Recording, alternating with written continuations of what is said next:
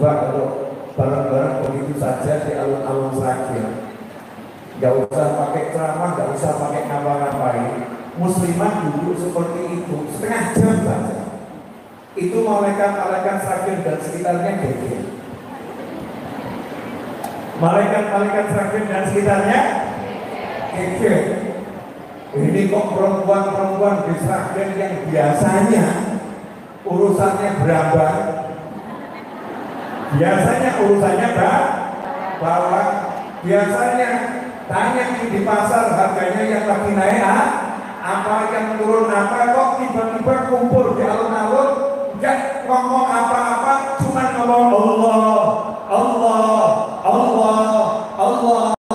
Maka Allah utusan malaikat, Allah utusan malaikat. Malaikat tadi ditanya sama Allah Subhanahu wa ta'ala, coba dicek tuh hamba-hambaku, dicek hamba-hambaku, mereka itu kumpul ngapain, mereka kumpul ngapain. Maka malaikatnya pun laporan, ya Allah, sementara Allah maha mengetahui, sengaja Allah berbuat seperti itu biar malaikat paham kemuliaan orang-orang yang kumpul untuk berzikir kepada Allah Subhanahu wa ta'ala.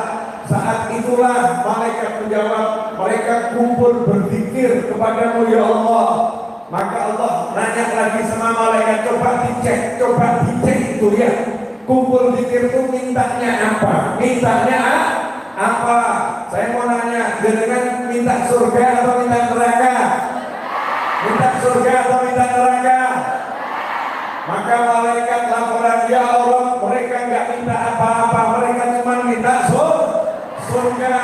Maka saat itu Allah yang maha mengetahui nanya lagi sama malaikat, apa yang tahu nama suarga? Oh, dengan ini minta surga udah pernah lihat? Lah kalau minta suami kan mungkin pernah nikah. Minta suami mungkin pernah lihat orang nikah. Minta roti mungkin pernah mencicipi roti. Minta rumah mungkin pernah tinggal di suatu rumah. Lah minta surga emang pernah lihat surga? Pernah lihat surga? Pernah lihat surga? Saya mau nanya, seandainya jenengan ditunjukkan surga, kira-kira mintanya sebes semangat atau enggak lebih semangat?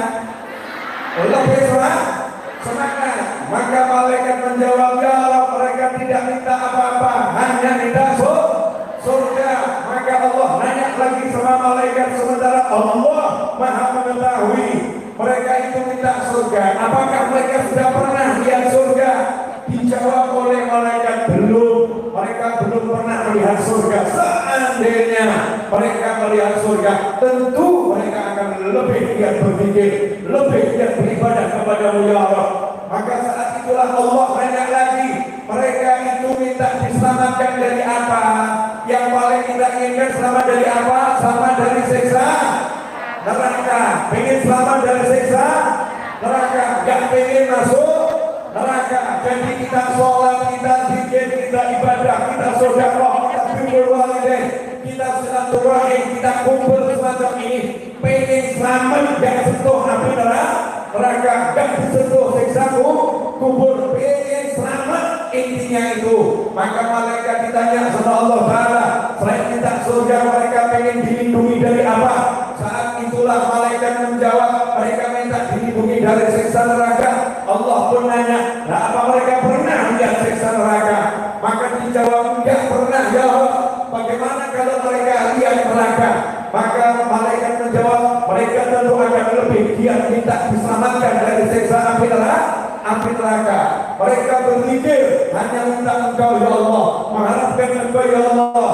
Maka saat itulah Allah Subhanahu wa ta'ala manggil malaikat-malaikat. Kalau posisinya sekarang Sragen, malaikat Sragen dan sekitarnya dipanggil sama Allah Ta'ala, dijadikan saksi. Ishadu, malaikat-malaikat, kalian ku angkat jadi saksi. Ishadu, kalian ku angkat jadi saksi bahwasanya aku telah beri mereka surga dan aku hindarkan mereka dari neraka dan telah aku ampuni mereka semua. Amin Allahumma amin. Kumpulan semacam inilah yang menyebabkan kita dapat surga, yang menyebabkan kita selamat dari neraka. yang menyebabkan kita mendapatkan ampunan yang Allah Subhanahu wa Ta'ala. Tapi yang disuruh jadi saksi malaikat. Malaikat itu detil, malaikat itu teliti. Maka yang hadir dicek satu-satu sama malaikat. Jangan dicek, saya dicek, semuanya dicek sama malaikat. Datangnya ini buat apa? Datangnya buat apa? Yang ikhlas mana? Yang gak ikhlas mana? Yang datangnya karena kebongso mana? Yang datangnya by accident mana? Maksudnya by accident ya tadi itu seperti saya jelaskan. Borong-borong gak teko untuk dipecat, maka dia datang.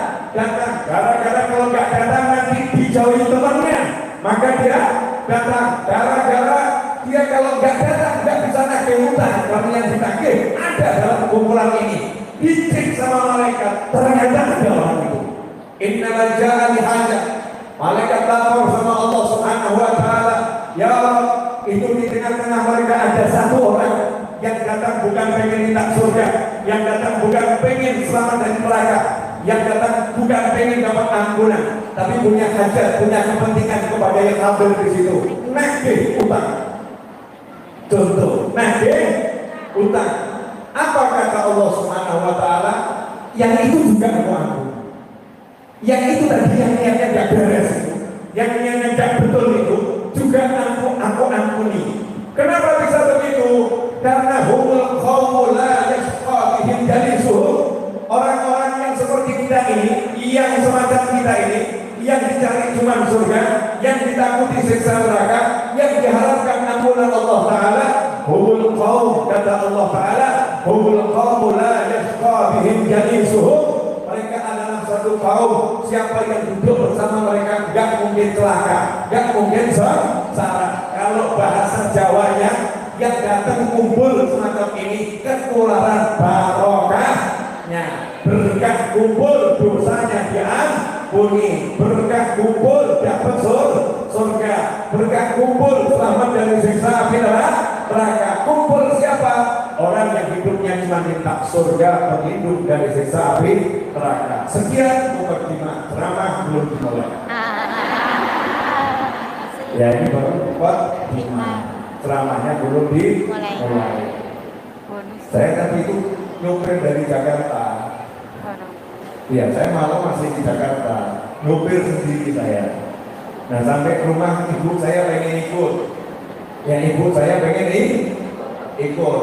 Ya siap, barokah. Nah ibu saya ikut kan berkah buat saya. Prestasi terbesar seorang anak itu ceramah mendengarkan ibunya, bukan dengan yang lain. Jangan pulang semua gak jadi masalah, yang penting ibuku gak pulang.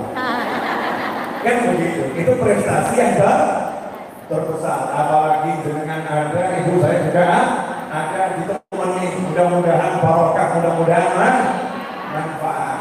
Nah tema pengajian pada duha menjelang duhur ini, mungkin sebentar lagi masuk waktu duhur. Judulnya adalah menjadi manusia terbaik. Manusia yang terbaik. Siapakah manusia yang terbaik? Apakah dia paling ganteng? Masya Allah, kalau manusia terbaik itu orang yang ganteng, saya masuk nominasi.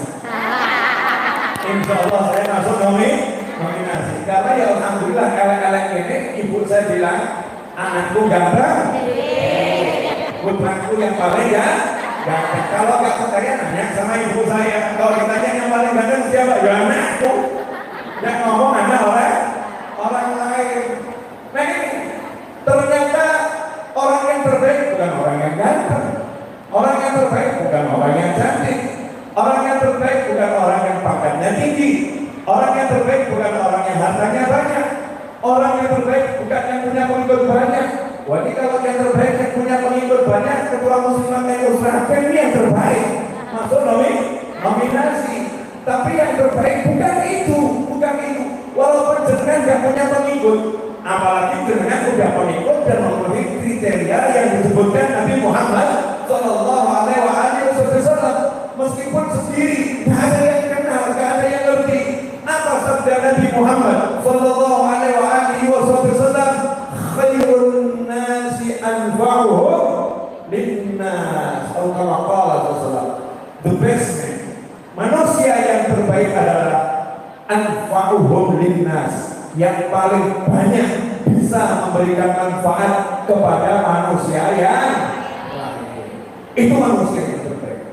Jadi kalau muslimat NU ini bisa kasih manfaat kepada umat Islam di Sragen dan kepada yang selain Islam di Sragen, kepada siapapun yang di Sragen, bahkan kepada yang di Solo, bahkan kepada yang di Ngawi, bahkan kepada Indonesia, maka muslimat NU ini dikatakan adalah manusia yang terbaik, memberikan manfaat. Sekarang saya mau nanya sama ibu-ibu, boleh ya? Simbah kita dulu itu termasuk manusia terbaik atau tidak?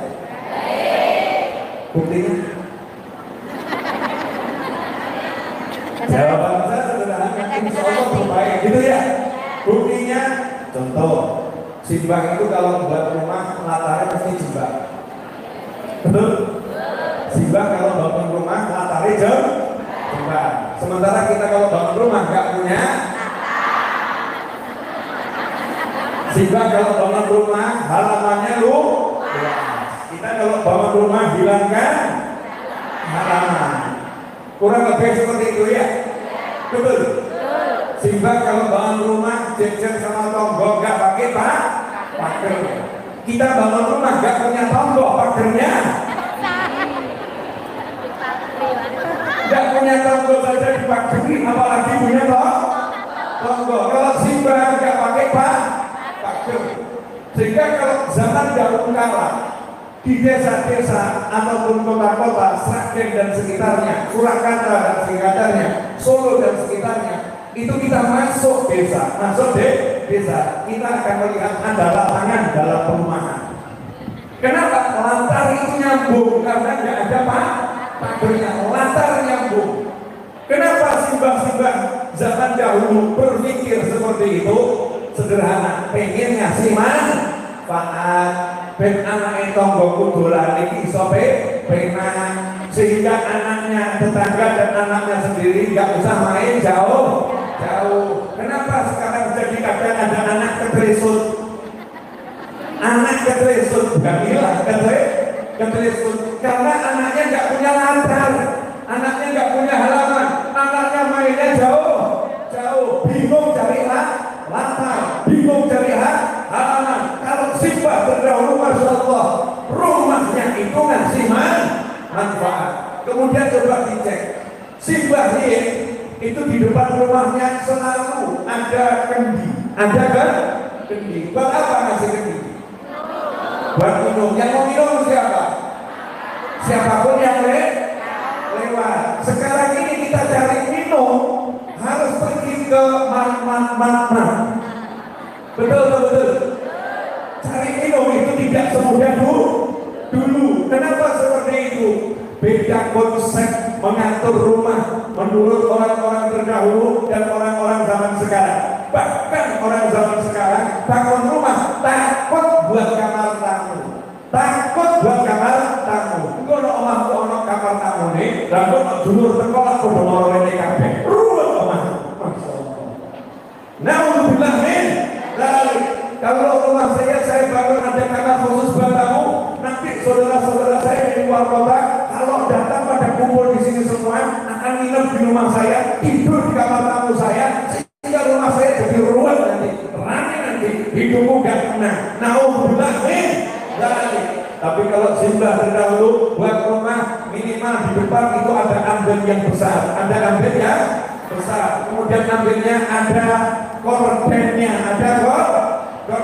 siap terima tamu, geletak sudah, nikmatnya luar biasa, kasih manfaat. Sekarang saya mau nanya sama ibu-ibu, Bu,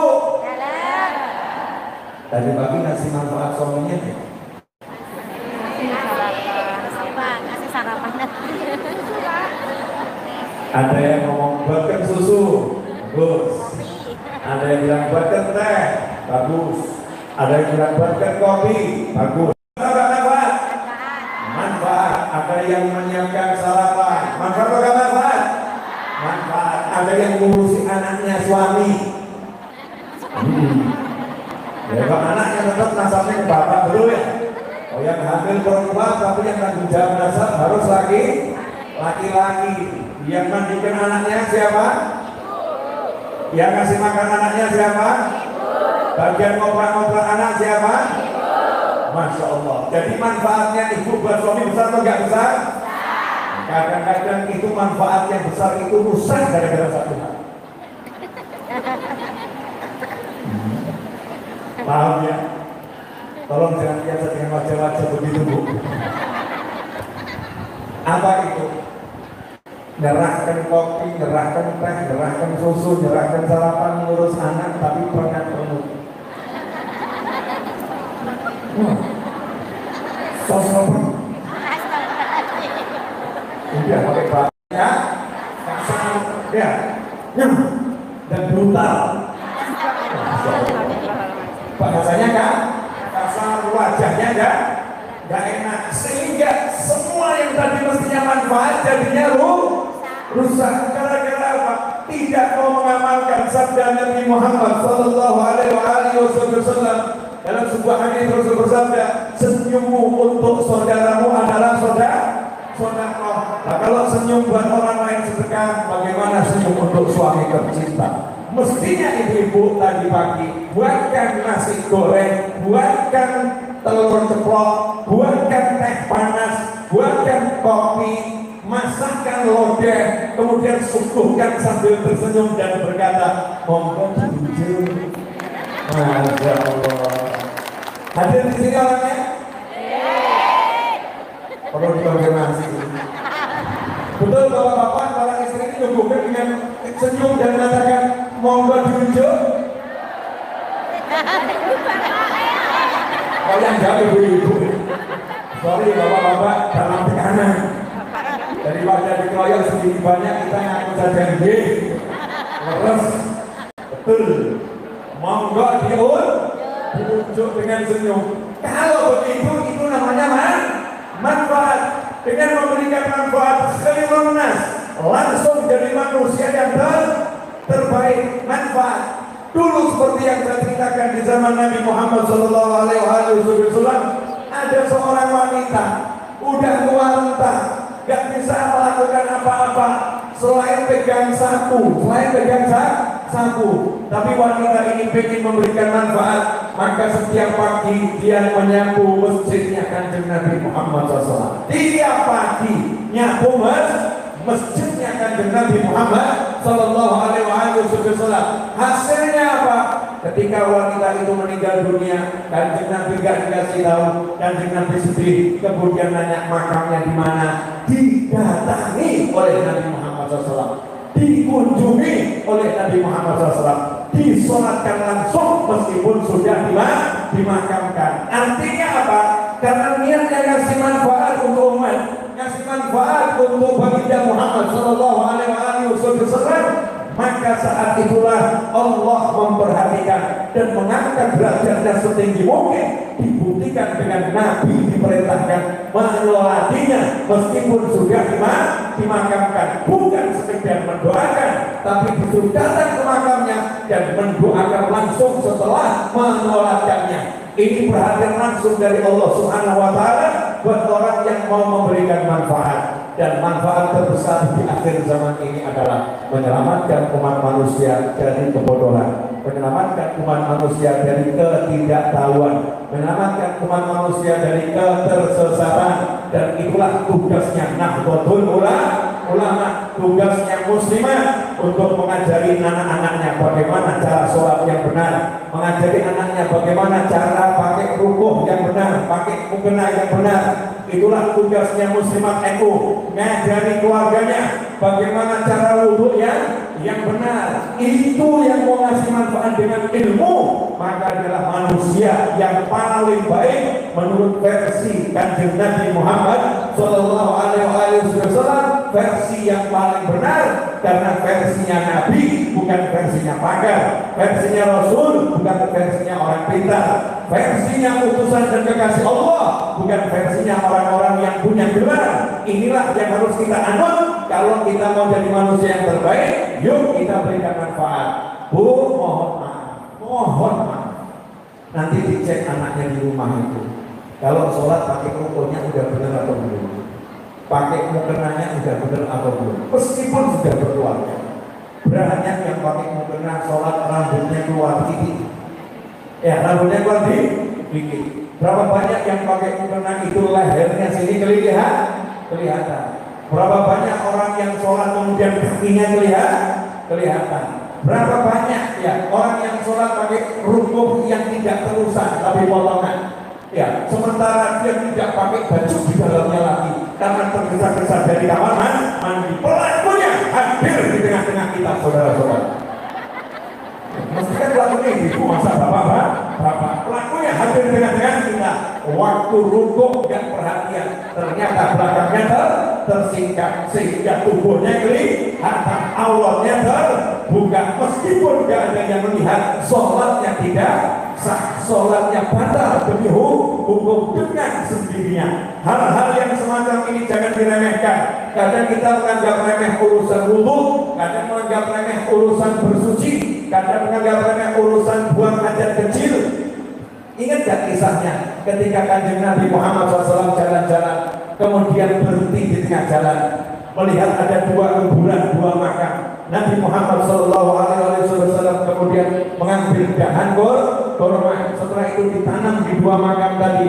Maka sahabat pun nanya pada Kanjeng Nabi Muhammad SAW, ya Rasulullah, kenapa engkau menanam dahan kurma di dua makam ini? Karena nanam pohon kurma bukan di dalam makam tempatnya, bukan makam ditanami pohon kurma, tapi kok rantingnya ini dipotes sama Kanjeng Nabi Muhammad SAW, kemudian ditanamkan di dua makam. Maka sahabat merasa heran dan bertanya pada Nabi Muhammad SAW. Maka Rasul pun menjawab saat itu, sesungguhnya keduanya lalu adzabah, dua yang dimakamkan di sini lagi disiksa. Ini dalil bahwasannya dengan izin Allah Taala, baginda Muhammad SAW mengerti orang-orang yang mendapatkan siksa kubur, ya, mengerti siapa yang disiksa di kubur. Ada orang yang mengatakan Nabi tidak tahu yang gaib, yang tahu gaib hanya Allah Subhanahu wa Ta'ala.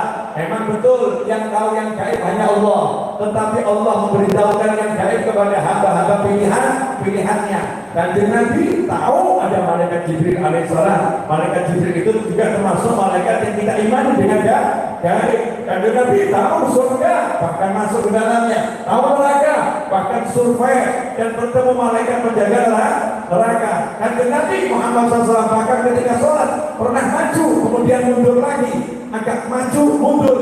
Kemudian ditanya sama sahabat, kenapa tadi di sholat kok tampak maju kemudian mundur? Maka Nabi menyatakan, tampak olehku kenikmatan surgawi. Ada dua yang ingin aku petik dan menunjukkan pada kalian semua, tapi aku teralurkan niatku tersebut karena ini nanti milik surga, bukan di muka bumi. Maka saat itulah Nabi Muhammad SAW mengatakan kepada sahabat, keduanya lagi disiksa, dan disiksa bukan karena dosa besar menurut pelakunya. Menurut dua orang ini itu bukan dosa besar, yang padahal dia adalah dosa besar. Yang pertama, nah kita bahas saja yang pertama. Kalau buang air seni tidak tuntas, ada yang mengatakan kalau buang air seni membersihkannya, mensucikannya tidak suci, masih ada najisnya. Gara-gara tidak tuntas bersuci, tidak benar bersuci, maka disiksa di kubur. Kenapa begitu? Akhirnya ibadahnya semuanya menjadi tidak sah, sholatnya tidak sah. Kenapa sholatnya tidak sah? Karena dia membawa najis. Dan orang yang kemana-mana dengan sengaja bawa najis itu tidak diizinkan oleh Allah Subhanahu wa Ta'ala, kecuali karena uzur yang dibenarkan oleh syariat. Mari kita cek keluarga kita, udah benar belum sholatnya, udah benar belum wudunya, udah benar belum cara bersucinya. Ini yang sekarang harus diajarkan pada keluarga. Kenapa? Karena perintah Allah Ta'ala kepada umatnya Nabi Muhammad SAW, dan langsung Allah memerintahkan ini pada Nabi Muhammad SAW, wa'mur ahlaka bis-shalah. Nah ini buat yang umat-umat jawabannya ini penutup, karena saya kan bagian penutup ya. Intinya, makanya biasanya inti itu kecil, nggak usah besar. Kalau tutup nggak usah panjang, judulnya penutup. Jangan dengan mengatakan Habib saya datang dari tadi, saya akan jawab saya berangkat dari Semarang. Saya berangkat dari Semarang, bukan dari Solo, tapi dari Jakarta, dan nyopir. Jangan mengatakan Habib sudah nunggunya capek. Ya semakin besar capeknya semakin besar pahalanya. Tenang, saya belum selesai. Ya belum selesai, tapi ini bagian akhir. Ya, ini bagian akhir. Masya Allah, Bu Zubair ramu. Wah, sudah lama kita tak berjumpa. Alhamdulillah. Lanjut ya. Sesepuhnya sakit yang belum cukup. Ya, sesepuhnya sakit yang belum sepuh. Insyaallah panjang umur sehat afiat di ba'dillah. Amin. Nah, ini bagian akhir ini penting karena ini terkait dengan buku terbaru saya judulnya Solusi. Saya buat buku judulnya Solusi. Ini banyak orang yang nanya solusinya apa, Beb? Solusinya apa, Beb? Masalah saya ini solusinya apa? Masalah saya ini solusinya apa? Daripada saya capek menjawab, akhirnya saya buatkan buku. Nanti yang berminat bisa cari di depan. Saya mau ambil satu bagian saja contohnya. Solusi banyak masalah itu sebetulnya mudah. Mudah. Apa itu? As-sholat. Solusi banyak masalah sebetulnya mudah. Apa solusinya? Sholat. Solusinya sholat. Yang cari uang susah, solusinya sholat. Yang ngadepin suami ruwet, solusinya sholat. Ngadepin istri mumet, solusinya sholat. Ngadepin kehidupan serba banyak hal tak terduga yang membuat pusing, solusinya sholat. Tapi jangan sholat sendiri. Nah ini sering kali mengatakan saya udah sholat deh, tapi kok masih mumet. Saya udah sholat deh, tapi kok masih sholat. Saya udah sholat, tapi kok suami saya gak berubah. Saya udah sholat, tapi istri saya kok masih begitu saja. Jawabannya adalah jangan sholat sendiri. Sholat itu akan menjadi solusi kalau kita lakukan seperti yang diperintahkan oleh Allah dan diajarkan oleh Nabi Muhammad Sallallahu Alaihi Wasallam. Kanjeng Nabi Muhammad Sallallahu Alaihi Wasallam diperintahkan oleh Allah Ta'ala gak sholat sendiri. Wa'mur ahlaka bis-sholat, perintahkan keluargamu untuk mendirikan sholat. Sekarang coba aku dicek. Biasanya ibu kalau pagi ribut di sekolahnya anak atau sholatnya anak? Jujur, sholatnya anak atau sekolahnya anak? Ini bodoh-bodohnya sejak jelas ya kamu. Sholat mau sekolah.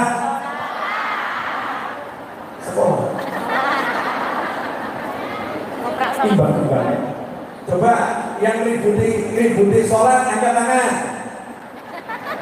Saya, Pak. Mayoritas jujur ributi sekolah, betul ya?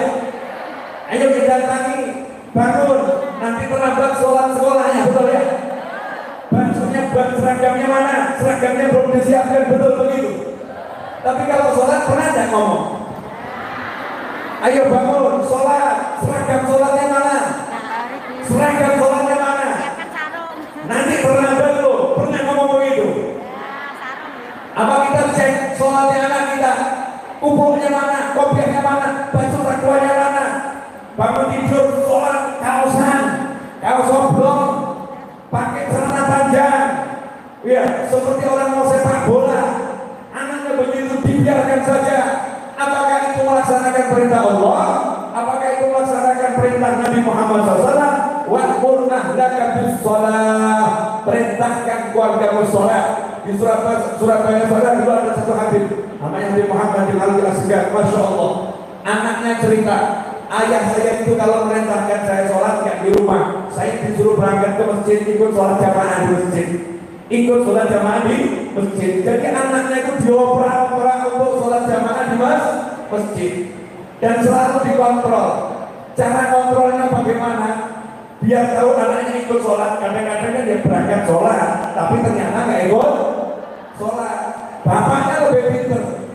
Kalau pulang ditanya, karena bapaknya juga ke masjid, bapaknya juga ikut sholat di masjid, maka bapaknya nanya, tapi sholat maghrib imamnya rakaat pertama yang dibaca suratnya apa? Rakaat kedua yang dibaca suratnya apa? Tadi habis salam doanya imamnya apa? Sehingga anaknya nggak bisa keluar, mau melarikan diri tetap konannya, betul-betul dijaga sholatnya anak, bukan sekolah, tapi sholat. Dan zaman ini ibu-ibu ribut sekolahnya anak, nggak pernah ribut sholatnya anak. Suami-suami ribut yang namanya, masya Allah sikapnya istriku kok begitu ya, istriku kok begitu. Nggak pernah suami ribut sholatnya istri, suami nggak pernah ngajak istrinya sholat berjamaah, suami nggak pernah ngajak istrinya zikir berjamaah, suami nggak pernah ngajak istrinya tadarus Al-Quran, suami nggak pernah ngajak istrinya zikir subuh bareng-bareng. Yang diributi, kamu jangan begitu, kamu jangan begitu, kamu jangan begitu, kamu jangan. Tapi nggak pernah mengatakan, ayo sholat berjamaah, sholat rukunnya yang betul. Tidak diajarkan oleh suaminya. Istri juga begitu, nggak ngurus sholatnya suami, nggak ngajak suaminya sholat berjamaah. Yang dipikir adalah amplopnya mana, duitnya mana, gajimu berapa, ini belum dibayar, itu belum dibayar. Laporan urusan duit, nggak pernah laporan. Aku sudah ngaji 1 juz, kamu berapa juz wahai suamiku? Nggak pernah urusan akhirat, karena yang diurus dunia terus. Maka Allah jadikan umat urusan dunia. Jelas ibu? Apa? Wa'mur ahlaka bis-shalah wastabir, dan sabarlah. Saya udah suruh, saya udah ajak, tapi nggak mau. Judulnya itu suruh bareng sabar. Orang ngomong sholat, nggak bangun tuh Bin. Anak saya nggak bangun, disuruh sholat ya, nggak bangun, susah ngebanguninnya. Gampang Bu, ambilkan air 1 jerigen, gerujukan. Urusan sholat nggak nanggung, gerujukan. Biar bangun, mulai dari kakinya ciprat-ciprati gitu ya. Ambil 1 ember gitu, kakinya ciprat-ciprati itu sampai wajahnya. Mesti dengan ngomong, kasurnya basah Bin. Repot, lebih baik kasurnya basah tapi anakku sholat daripada kasurnya nggak basah nanti kamu diseret masuk neraka. Allahumma ajirna minan nar. Wastabir 'alaiha, sabarlah ketika ngajak keluargamu untuk sholat. Jaminannya apa dari Allah Subhanahu wa taala? La nas'aluka rizqa. Kami nggak minta kamu ngurus rezeki mereka. Maksudnya begitu. Memang Allah nggak pernah minta rezeki dari hambanya, tapi tafsirnya kami tidak pernah minta kamu ngurusi rezeki keluargamu. Nggak pernah. Kami nggak pernah menuntutmu yang untuk bisa ngasih rezeki keluargamu. Nggak pernah. Karena yang bisa ngasih rezeki hanya Allah Subhanahu wa taala. Kata Allah, kami yang akan memberikan rezeki. Artinya siapa yang ngurusi sholat keluarganya pasti dijamin rezekinya oleh Allah Subhanahu wa taala. Siap ngurusi sholat? Bu, siap ngurusi sholat? Pertanyaan, anak perempuannya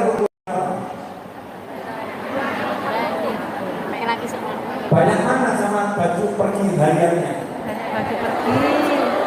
Baju padahal sehari pergi paling sekali toh. Kalau sholat sehari berapa kali? Berarti banyak mana? Sholat atau pergi seharusnya? Banyak sholat, tapi seragamnya yang lebih banyak seragam mana? Arisan atau sholat? Nah ini, karena kita kurang perhatian sama sholat, kita nggak ngurus sholat, makanya kena masalah macam-macam. Tapi kalau kita ngurus sholat, insya Allah kita diurus oleh Allah Subhanahu wa taala. Amin Allahumma amin. Alhamdulillah, saya mau cek dulu sudah berapa menit saya bicara. 38 menit. Alhamdulillah, jamaah YouTube alhamdulillah sangat hadir online. Harus disapa juga jamaah YouTube. Lumayan Bu, subscriber saya itu baru 800.000. Baru 800 ribu. Saya pengen minimal 1 juta. 1 juta. Bukan minimal ya maksimal ya saya pakai menurut soal unlimited, mudah-mudahan manfaat, Bu. Ya, ceramahnya selesai. Sekarang bagian penutup. 40 menit itu cepat atau lama? Cepat. 40 menit itu sebenarnya nggak kerasa. Betul. Masya Allah, ini manusia semua. Nggak kerasa 40 menit. Udah, tambah dikit boleh ya? Dikit, gak usah banyak. Saya mau ngajak jenengan nanti terakhir dikir yang tadi ya Allah, yang terakhirnya Nah sekarang saya mau terangkan manfaat. Allah itu Ismullahil Akbar, nama yang kalau disebut minta apapun dikasih. Sebagian ulama mengatakan Ismullahil Akbar yaitu lafzul jalalah Allah. Makanya dalam thariqah apapun, zikir Allah ini menjadi zikir utama yang nggak boleh lepas dari hati. Hati ini harus selalu ingat sama Allah. Harus ingat sama Allah. Kanjeng Nabi Muhammad Sallallahu Alaihi Wasallam ketika diancam oleh Daktur bahwa pedangnya Nabi yang dicentelkan diambil sama Daktur, sementara Kanjeng Nabi Sallallahu lagi tidur di tengah padang Sahara. Maka Daktur pun menghuluskan pedang Nabi ke leher Nabi Muhammad SAW sambil mengatakan, siapa sekarang yang bisa melindungimu dari aku, kata Daktur. Maka saat itu nyantai Kanjeng Nabi Muhammad SAW. Dan terantah, coba kalau jenengan bangun tidur melek-melek pedang di leher. Gerak ya, bingung, khawatir, selamatkan saya, tolong saya, jangan bunuh saya.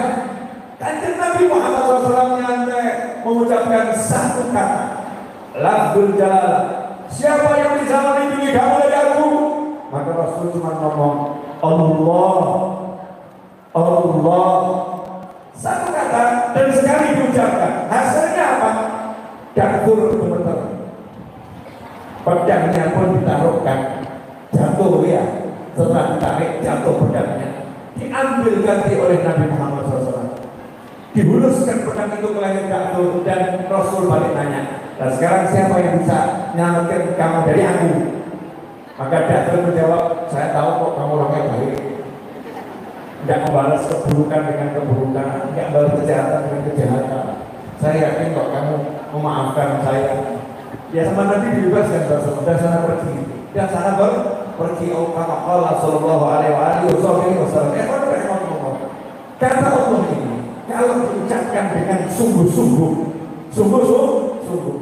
bisa membuat kita nyambung langsung dengan Allah Subhanahu wa Ta'ala. Udzurullaha dzikran katsira. Ada sebagian ulama mengatakan berpikirlah kepada Allah zikir yang banyak. Arti dari ayat itu udzurullah, sebutlah Allah, sebutan yang banyak. Allah, Allah, Allah yang banyak. Kalau zikir Allah ini sudah menyatu dengan diri kita, nanti kalau keberhasilan yang keluar Allah atau Asmaul Husna. Kalau lagi ada peristiwa apapun yang pikiran, kata Allah ini nanti akan menyingkirkan Allah, tersingkir pikiran yang nggak enak. Tapi sayangnya kita nggak pernah melatih, kita nggak pernah istiqomah. Siapa di sini saya mau nanya yang pernah diet, nggak usah angkat tangan. Yang pernah diet, orang kalau diet itu makan beras nasi dia sampai ditimbang, betul? Sampai dihitung makan apapun ditanya ini kalorinya berapa, ini berapa, dihitung. Itu orang diet.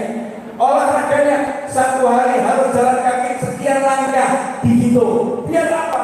Biar badannya kurus, sehat dan ideal. Biasanya korban diet adalah ibu. Betul tidak ibu? Korban berjatuhan istri. Jadi korban pelaku di diet, biar sehat, biar tubuhnya ideal.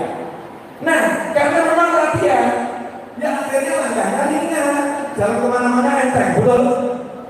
Badannya pun enak, nafasnya enak, karena perutnya nggak kebesaran.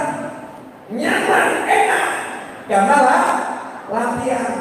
Nah kalau zikir Allah nggak pernah dilatih, nah, karena nggak pernah dilatih, ya hatinya jadi lemes, hatinya jadi lemes. Kalau yang dilatih, nanti hatinya jadi kuat. Lah kalau hatinya udah kuat, mau kena masalah apapun, silahkan masalah datang, insya Allah kita gak kena masalah. Kalau masalah memang harus datang, maka hatinya kuat. Lah kalau hatinya kuat, ya masalah gak jadi masalah. Contoh, yang namanya semen 50 kilo berat atau ringan? Kalau 10 sak 50 kilo berat atau ringan? Ya, tapi kalau kita di truk berat atau ringan? Ditutup abot berat. Tapi kita nggak ikut mikul, nggak ikut geret. Yang geret mesin, yang angkat truk, jadinya ringan. Tugas kita ngapain? Pilih kalau supir truk. Tapi kalau saya kurang kerjaan, ngapain saya pilih? Saya cukup tunjuk aja toh, tolong pindahkan ke sana, selesai. Modal dari tunjuk itu yang namanya semen mau ribuan sak akan pindah, dan saya nggak capek, saya nggak lelah, karena modalnya apa? Dude. Tapi rahasia loh yang kamu bisa. Modalnya apa bu? Dude. Jadi kalau ilmunya ilmu dude, capek atau nggak capek? Nggak capek. Ilmu dude.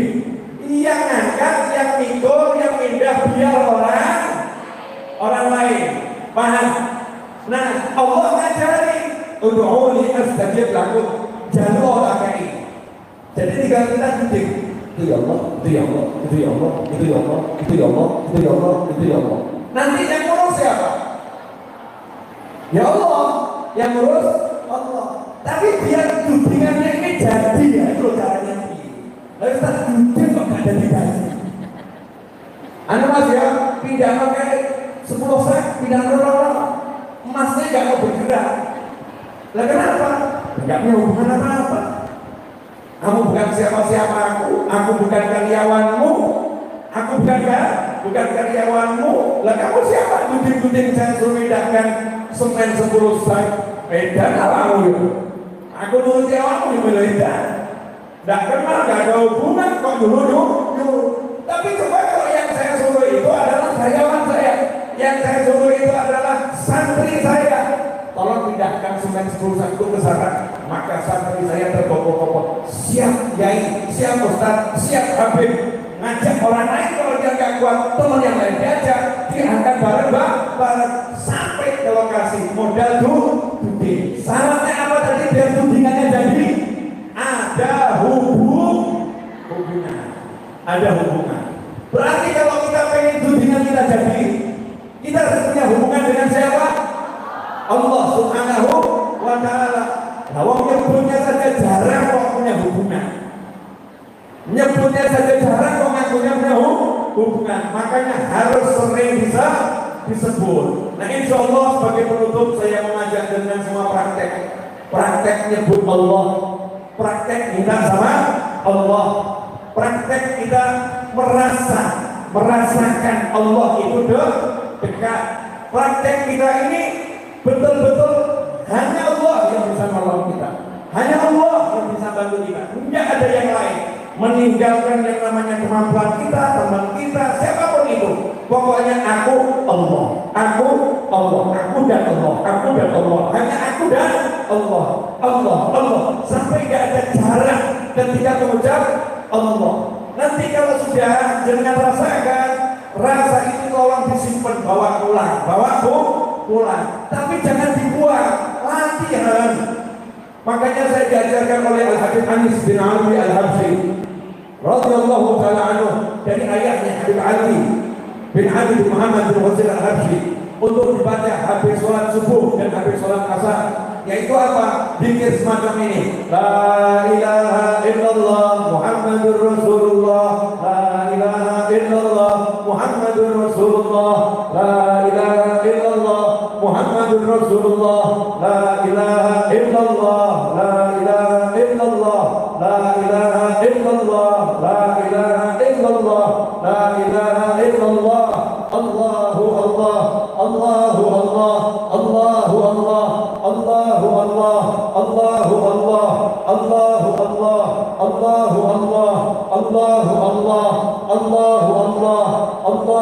Allah, Allahu Allah, Allahu Allah, Allahu la ilaha illallah Muhammadur Rasulullah, la ilaha illallah Muhammadur Rasulullah, la ilaha illallah Muhammadur Rasulullah sallallahu alaihi wasallam. Kalimat haqqin 'alaiha nahya wa 'alaiha namut wa la nuqaddir insyaallah taala min al-akhirin amin. Itu dibaca habis subuh sama habis asar. La ilaha illallah Muhammadur Rasulullah 3 kali, la ilaha illallah 5 kali, Allah 25 kali, la ilaha illallah Muhammadur Rasulullah 3 kali. Selesai. Untuk apa itu? Biar nyambung, biar ada hubungan, biar gak berdot. Lah kalau udah nyambung kita panggil Allahnya, ya Allahnya lebih abdi, baru ada apa? Untuk ini ya Allah, kabul. Untuk ini ya Allah, kabul. Lah ini hubungan gak ada. Sholatnya ngawang, pikirannya ngelapun. Habis sholat suruh doa itu mencolok, doanya kesusu. Tapi kalau pesan WhatsApp masuk langsung ditolak. Handphonenya berdiri langsung diambil. Tapi Allahnya gak diperhatikan. Mudah-mudahan sebagai penutup barokah manfaat. Siap bareng-bareng pikir Allah. Ya Allah barokah ya. Saya duduk di bawah sini. Bismillah. Barang-barang seperti tadi ya, setelah saya terus tirukan ya. Allah, Allah, Allah, Allah, Allah. Sampaikan dalam hati kepada Allah Ta'ala apa yang kita inginkan, apa yang kita harapkan, apa yang menjadi keluh kesah kita, apa yang menjadi masalah kita, apa yang menjadi keinginan kita. Ketika mengucap Allah, sampaikan sama Allah. Allah, Allah, Allah, Allah, Allah, Allah, Allah.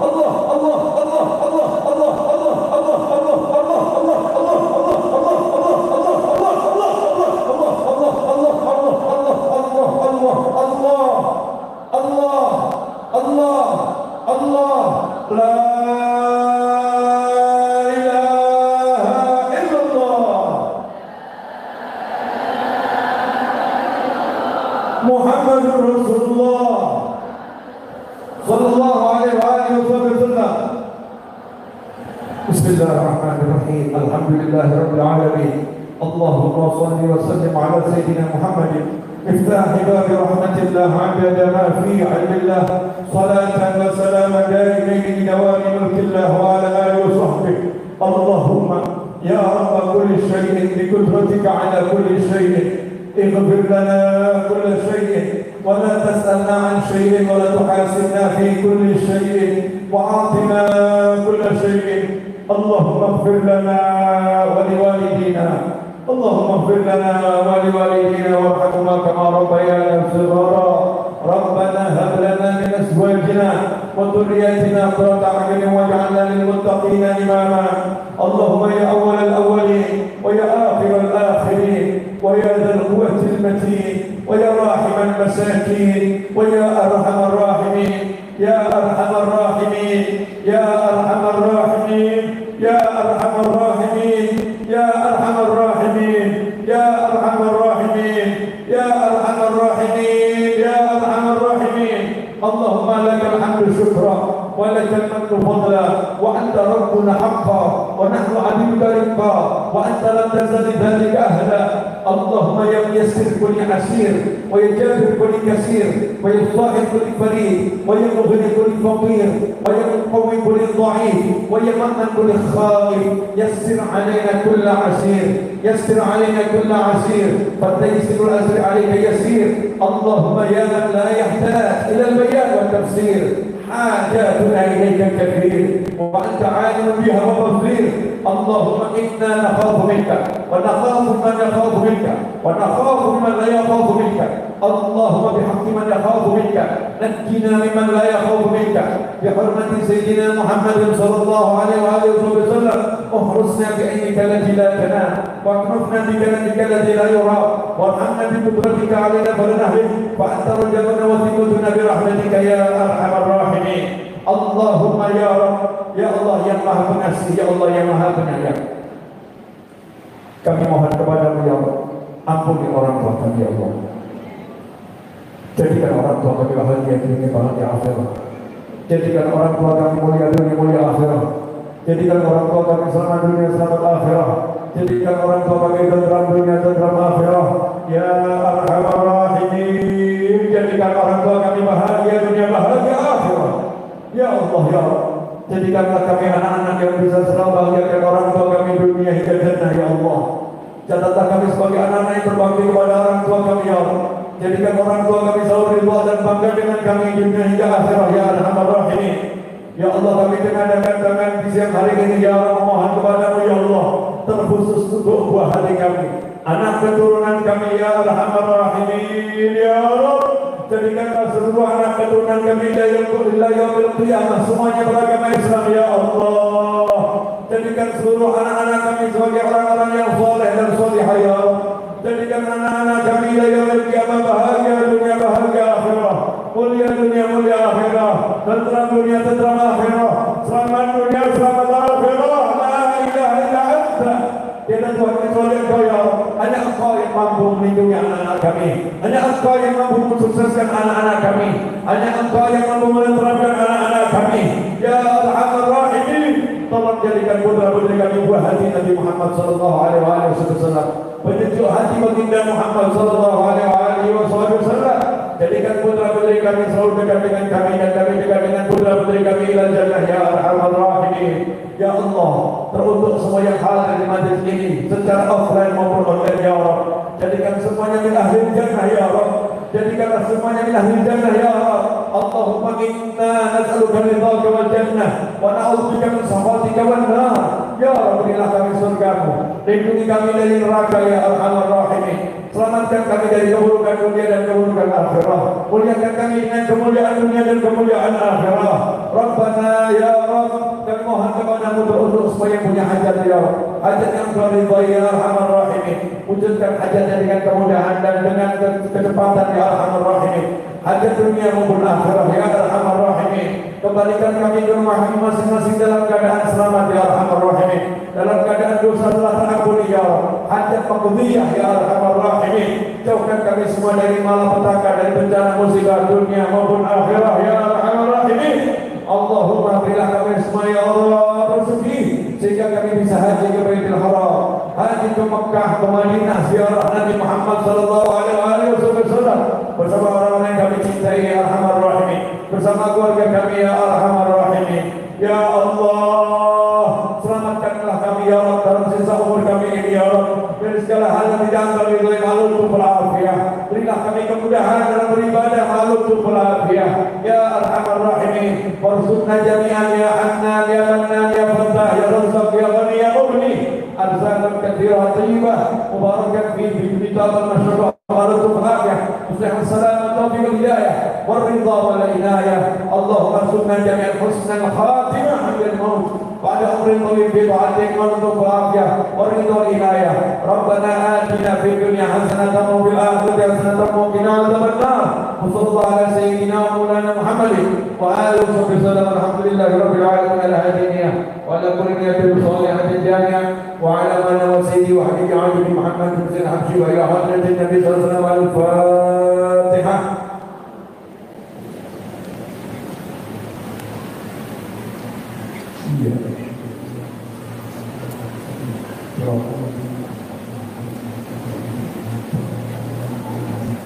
Jazakumullah khairan. Terima kasih. Mohon maaf atas segala kekurangan. Wabillahi taufiq wal hidayah. Wassalamualaikum warahmatullahi wabarakatuh.